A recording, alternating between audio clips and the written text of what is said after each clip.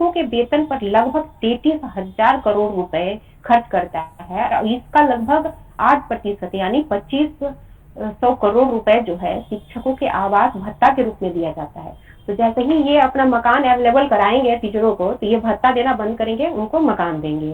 ठीक है, तो इसका भी उद्देश्य कुछ है गवर्नमेंट का, उनका कुछ मानना है कि इससे बेहतर होगा इसलिए ये देंगे। इनका मानना है कि सरकार अगर ये अवेलेबल कराती है मकान सबको और नजदीक में वो लोग रहते हैं, तो ये लोग नियत समय पे विद्यालय पहुंच सकेंगे। ठीक है, विद्यार्थियों की उपस्थिति बढ़ेंगे, अगर टीचर आना शुरू करेंगे तो स्टूडेंट ऑलरेडी आएंगे वहां पे, और अनुपस्थिति के कारण जो नामांकन अभी रद्द किया गया है उसमें भी कमी आएगी। अच्छा बताइए, 2-3 दिन पहले का न्यूज है, बिहार में लगभग कितने,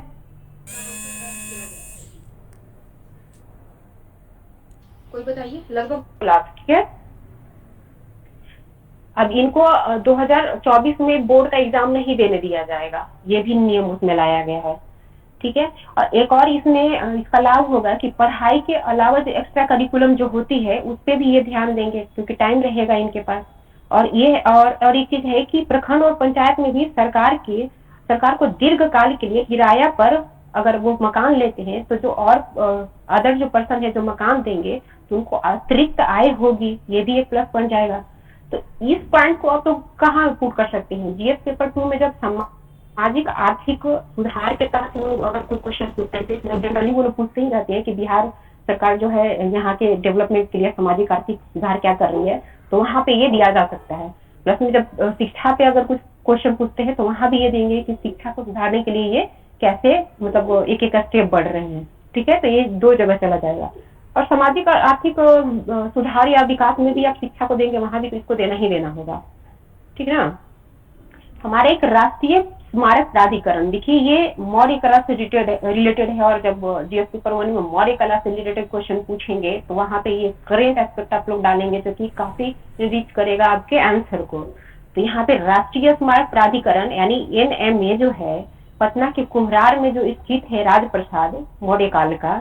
ठीक है, तो इसके विकास और संरक्षण के लिए विरासत उपनियम मसौदा जारी किया गया है 2004 में। जो ये एनए में जो है ना, 2004 में जो वहाँ की जो 80 स्तंभों वाला जो राजप्रसाद है ना, सभा भवन है ना, वहाँ पे बालू वगैरह डाल के उसको बंद कर दी थी। उसका रीजन था कि वहाँ पे जमाव और रिसाव हो रहा था, जिसके कारण उसको रोका गया था। लेकिन जैसे ही ये मसौदा जारी हुआ है, तो अब मतलब कहा जा रहा है कि निकट भविष्य में जो है इसकी खुदाई करके इसको आम पब्लिक के लिए मतलब ओपन किया जाएगा। तो एक बहुत अच्छा चीज है ये, इसको करेंट में आप लोग मौर्य कला में जब लिखेंगे वहां डालेंगे। ठीक है, और एक चीज इसके साथ और आया है इस मसौदा में कि जो 80 स्तंभों वाला जो सभा भवन है, वहीं पे एक आरोग्य विहार भी मिला है। आरोग्य विहार, तो हो सकता है पूछ दे, पीटी में भी पूछ दे कि आरोग्य विहार है कहाँ पे। ठीक है,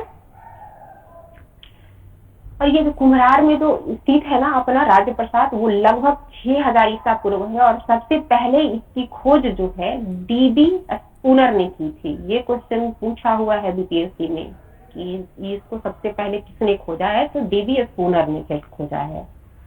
अपना केंद्रीय आलू अनुसंधान संस्थान है, कहाँ पर है? पीटी में आप लोगों ने पढ़ा होगा, बताइए जल्दी, ये कहाँ है केंद्रीय आलू अनुसंधान संस्थान? ये है शिमला में। इन्होंने आलू की एक बैंगनी रंग की किस्म तैयार की है जो एंटीऑक्सीडेंट से भरपूर है, जो रोग प्रतिरोधक क्षमता को बढ़ाएगा। इसके अलावा इन्होंने कुछ दिन पहले मतलब एक कुफरी नीलकंठ नामक आलू की बैगन की ही किस्म, बैगनी रंग की एक किस्म तैयार की थी आलू की, उसका नाम था कुफरी नीलकंठ। हो सकता है पूछे ये क्या है या किसका किस्म है। ठीक, तो जब आप जीएस पेपर 2 में साइंस टेक में जीएम फसल के बारे में बताएंगे कॉपी में मेन में, तो इस पॉइंट को यूज करेंगे। ठीक है, अभी आरक्षण को लेकर बवाल हो रहा है। जैसे बिहार में जातिगत जनगणना हुआ, तो अब उसको बोला जा रहा है कि जिसका जिसका जितना परसेंटेज है उतना आरक्षण दिया जाए। साथ में अभी देख रहे हैं अभी मराठा वगैरह जो है आरक्षण को मांग को लेकर काफी हिंसक उनका हो गया है, जो अभी कर रहे हैं वो लोग प्रोटेस्ट। आज ही हिंसक, आज या कल ही बताया जा रहा था काफी हिंसक हो चुका है। तो आरक्षण से काफी इधर हाईलाइटेड रह रहा है। तो अभी तक तो 2-3 से नहीं, 2-3 मतलब जो एग्जाम इधर लिए हैं 66वीं शायद पूछा था, 67वीं 68वीं में तो नहीं पूछे हैं, तो हो सकता है 9th में ये आरक्षण पे क्वेश्चन पूछे। तो उसका इसका कुछ संवैधानिक प्रावधान है और साथ में सुप्रीम कोर्ट का कुछ कुछ मतलब एक आदेश आया है किसी किसी केस में, तो वो जरा देख लीजिए आप। इसमें भाग 3 में जो है अनुच्छेद 15(4) के तहत एक कहा गया है कि राज्य जो है सामाजिक आर्थिक रूप से पिछड़े एससी/एसटी के लिए जरूरत के हिसाब से विशेष प्रावधान कर सकती है, आरक्षण दे सकती है उनको। अब एक है 16 अनुच्छेद 16(4), इसमें भी बताया गया है कि अगर सरकार को ऐसा लगता है कि सरकारी सेवाओं में पिछड़े वर्गों को पर्याप्त प्रतिनिधित्व नहीं मिल रहा है तो उनके लिए आरक्षण का व्यवस्था कर सकता है।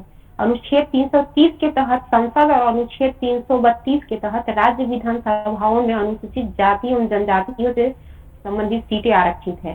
तो जब भी आरक्षण से रिलेटेड कोई क्वेश्चन आएगा तो ये संवैधानिक प्रावधान आपको वहां पे शो करना ही करना होगा। साथ ही सुप्रीम कोर्ट विभिन्न वादों के माध्यम से हमेशा बोल रहा है कि आरक्षण की जो सीमा है कभी भी 50% से ज्यादा नहीं होना चाहिए। तो उसमें 2-3 वाद हैं, इसको भी आप देंगे तो क्वेश्चन काफी इफेक्टिव होगा। और वो है 1962 का एम.आर. बालाजी बनाम मैसूर राज्य, 1963 का टी. देशानंद बनाम भारत संघ, 1975 का केरल राज्य बनाम एन.एम. थॉमस और 1985 का केसी वसंत कुमार बनाम कर्नाटक राज्य और 1992 का इंदिरा साहनी बनाम भारत संघ। इंदिरा साहनी बनाम भारत संघ तो काफी पॉपुलर है।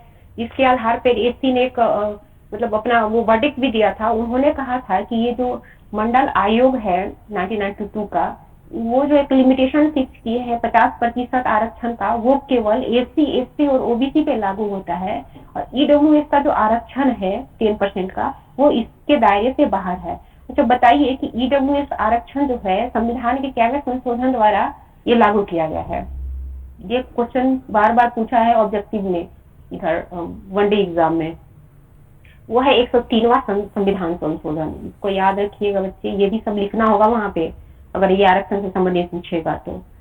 और एक सुप्रीम कोर्ट का इसके ऊपर एक स्टेटमेंट आया हुआ है। अगर आरक्षण से रिलेटेड क्वेश्चन है तो इस स्टेटमेंट के साथ अगर इसका वो शुरू करेंगे परिचय तो काफी इफेक्टिव होगा। उनका कहना है कि आरक्षण या वरीयता का कोई भी प्रावधान जो है उसको इतना सख्ती से लागू नहीं किया जाना चाहिए जो समानता के विचार को नष्ट कर दे। इससे शुरू कर सकते हैं या फिर जब आलोचना में आरक्षण के आलोचना में जाएंगे तो इसको कोट करेंगे तो और बढ़िया होगा। ठीक है। बिहार गवर्नमेंट जो है नवीकरणीय ऊर्जा जो है उसको उसमें वृद्धि करने के लिए एक स्टेप मतलब ली है। उन्होंने जो है पहले ब्रेडा इसका नवीकरणीय ऊर्जा का विकास करती थी, उसके स्थान पर अब जनरेशन कंपनी को इसका कार्यभार सौंप दिया गया है। इनका बिहार गवर्नमेंट का कहना है कि जितने भी जल निकाय हैं जहां पे 1 मेगावाट से ऊपर का फ्लोटिंग सोलर ऊर्जा प्लांट लगाया जाएगा या बंजर भूमि पर 1 मेगावाट से ऊपर का ग्राउंड माउंटेड सोलर प्लांट लगाया जाएगा, वो सारे अब Bihar state power generator company के द्वारा लगाया जाएगा, जो कि पहले ब्रेडा के तहत लगाया जाता था। ठीक है। इसके अलावा 1 मेगावाट से ऊपर बायोमास और खोई बिजली प्लांटों की स्थापना के लिए भी जनरेशन कंपनी को ही अधिकृत किया गया है। अच्छा एक चीज और है कि लखीसराय के कदरा में 200 मेगावाट की सौर ऊर्जा परियोजना मतलब लगाई जा रही है। इसकी जिम्मेदारी ऑलरेडी पहले से ये बिहार पावर जनरेशन कंपनी को ही मिला हुआ है। और अब जो है आज के बाद जो भी मतलब लगाए जाएंगे 1 मेगावाट से ऊपर का प्लांट, ये वो सारे ये जनरेशन कंपनी ही लगाएंगे। जैसे कि 1-2 दिन पहले का पेपर में आप लोगों ने देखा होगा कि बिहार गवर्नमेंट एक मतलब अधिसूचना जारी की है जिसमें कहा गया है कि जितने भी नहर हैं उसके किनारे जो है सोलर पैनल लगाया जाएगा। अब उसका काम भी ये जनरेशन कंपनियां ही देखेंगी। ठीक है। और उसकी शुरुआत बिहार के बिहटा से किया जाएगा। और यूएन के एक अच्छा ब्रेडा का फुल फॉर्म बताइए तो कोई, ये काफी मतलब प्रचलित है बिहार के लिए। Bihar renewable energy development agency. हाँ जी, हाँ जी, बहुत बढ़िया बहुत बढ़िया। ठीक है। यूएन के एक उच्चायुक्त है फिलिपियो ग्रांडी, इन्होंने बताया है कि सूडान और कांगो में जो उथल पुथल मचा हुआ है, ठीक है, फिर म्यांमार में जो सैन्य शासन लगा हुआ है और रूस और यूक्रेन युद्ध के कारण सितंबर 2023 तक लगभग 3.9 करोड़ लोग विस्थापित हो गए हैं। ठीक है। और आंतरिक विस्थापन जो है देश के अंदर जो भी विस्थापित है लोग, उनकी संख्या 5.7 करोड़ है। ठीक है, तो जब भी ये करेंट में अगर पूछता है, रूस यूक्रेन पूछ दे या अभी हमास इसराइल पूछ दे, तो ये डेटा वहां पे दिखाइएगा कि ये कितने मतलब मानवता के लिए हानिकारक है। इसी से लोग मतलब अचानक ये विस्थापित हो जाते हैं, उनके पास कोई भी मूलभूत आवश्यक चीजें नहीं होती है, तो वो वहां पे ये दिखाया जा सकता है। ठीक है, तो ये भी काफी इम्पोर्टेंट डाटा है और वो भी यूएन के द्वारा आया हुआ है। ठीक है, किन्हीं को और कोई मतलब कोई टॉपिक जो समझ में नहीं आया हो? नहीं, चलिए ठीक है, इसका एक समराइज कर लेते हैं एक बार। ये जो राष्ट्रीय बागवानी मिशन के तहत बिहार गवर्नमेंट जो डिसाइड की है फूलों की खेती को बढ़ावा देने के लिए, तो उन्होंने कितने हेक्टेयर में गेंदा के फूलों की खेती करने का निर्णय लिया है? 500 हेक्टेयर। हाँ, और ये जो ग्लेडियोलस की खेती होगी वो कितने जिलों में होगी? 13 जिलों में 70 हेक्टेयर में। 70 हेक्टेयर में। अनुदान कितना दिया जाएगा गवर्नमेंट के द्वारा? 70%। हाँ, बहुत बढ़िया। अब भागलपुर की एक लड़की है, उनको the presidential life time achievement award दिया गया है, उनका नाम बताइए। त्रिषा झा। त्रिशा झा। हाँ, क्यों दिया गया? किस संस्था की स्थापना इन्होंने किया है? Teach her today. ये क्या कर दी है संस्थान? अफ्रीका और दक्षिण पूर्वी एशिया में छात्रों को जो निर्धन है उनको मतलब पढ़ाती है, ये शिक्षा देती है निःशुल्क। ठीक है, और कार्डिकॉन 2023 का आयोजन किया गया पटना में। हाँ, इसका उद्घाटन किनके द्वारा हुआ था? मुख्यमंत्री नीतीश कुमार। मुख्यमंत्री नीतीश कुमार के द्वारा। और ये मेरी माटी मेरा देश कार्यक्रम का समापन समारोह कहाँ आयोजित किया जा रहा है? इंडिया गेट, नई दिल्ली। हाँ, ये 30 और 31 अक्टूबर को चल रहा है ये। ठीक है, और पैरा एशियाई गेम में इंडिया टोटल कितना पदक जीतकर केवें स्थान पे रही है? 111 पदक जीतकर 5वें स्थान पर। हाँ, ठीक है, और पहला स्थान किनका था? चीन का 521 पदक। हाँ, और ये जो जॉर्डन द्वारा जो प्रस्ताव लाया गया हमास और इजराइल संघर्ष के मद्देनजर, ठीक है, तो उसमें कितने देशों ने उसका समर्थन किया और इंडिया का क्या रुख था उसमें? 121 देशों ने समर्थन किया और इंडिया ने अब्सटेन किया। ओके, बहुत बढ़िया। और रबी की कितने खेतों में ड्रोन के माध्यम से कीटनाशक की छिड़काव की जाएगी? 38,000 एकड़। ठीक है, और प्रति एकड़ कितने अनुदान दिए जाएंगे इसमें? प्रति एकड़ 250। हाँ, इसमें तिलहन और दलहन के अलावा किन किन फसलों को शामिल किया गया है इस प्रोजेक्ट में? क्या बोले, फिर से बोलिए।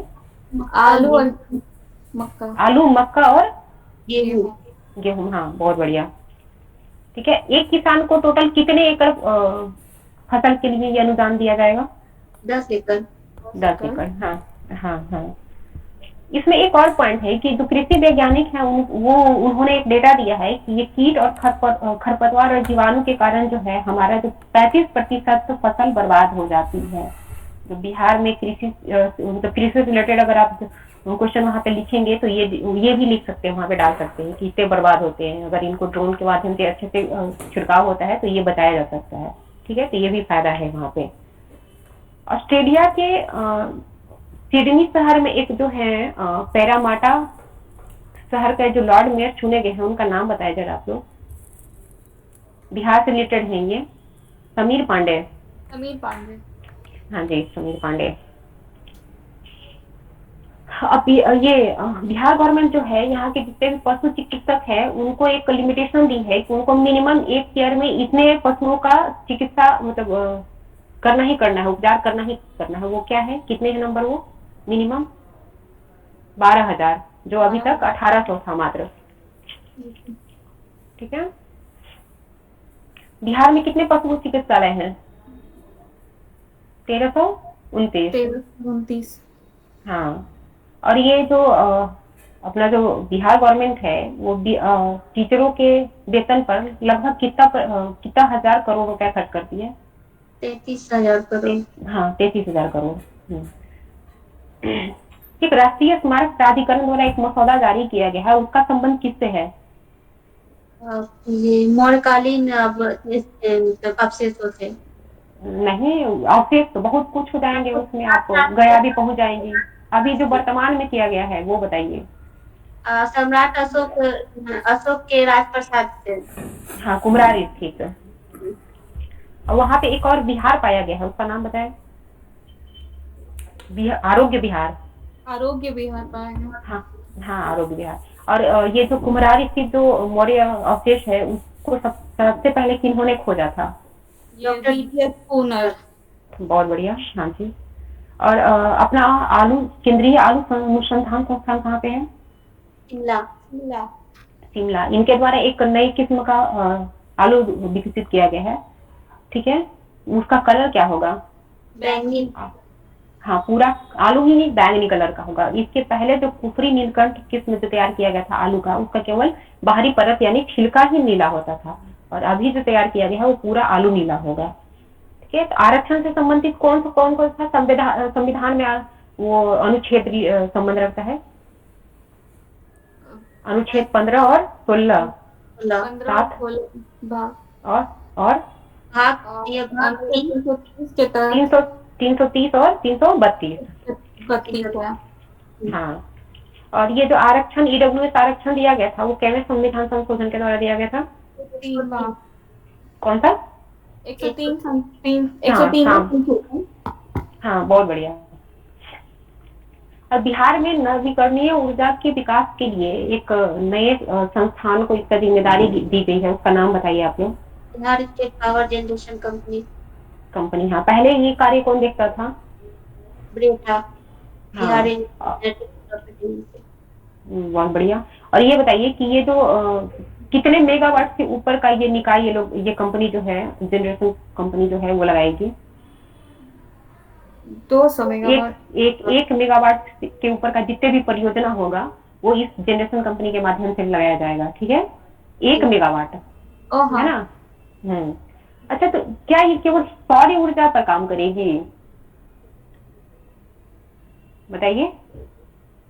नहीं, ये बायोमास भी लगाएगी, ठीक है। बायोमास और कोई बिजली प्लांटों के स्थापना हाँ की। हाँ, ये सब इस तरह का जितने भी रिन्यूएबल एनर्जी से रिलेटेड जितने भी वर्क होंगे जो 1 मेगावाट से ऊपर होंगे, सारे वर्क ये जनरेशन कंपनी ही देखेगी। और एक यूएन द्वारा एक रिपोर्ट आया है, उसमें बताया गया है कितने प्रतिशत, मतलब कितने करोड़ लोग जो हैं वो विस्थापन झेल रहे हैं अभी, ये जो नया वर्ल्ड सिनेरियो का जो चल रहा है उसमें। 9 करोड़। कितना? सितंबर आवाज नहीं आ तक रही। 9 करोड़। हाँ, 3.98 करोड़, ठीक है। और आंतरिक विस्थापन कितने लोग झेल रहे हैं? 5.7 करोड़। हाँ हाँ जी, हाँ जी, बहुत बढ़िया। इन्हीं को कुछ पूछना है? चलो ठीक है, फिर आप लोग मेहनत करो, पेपर पढ़ो और अच्छे से मेहनत करो। मेहनत करोगे तभी पीटी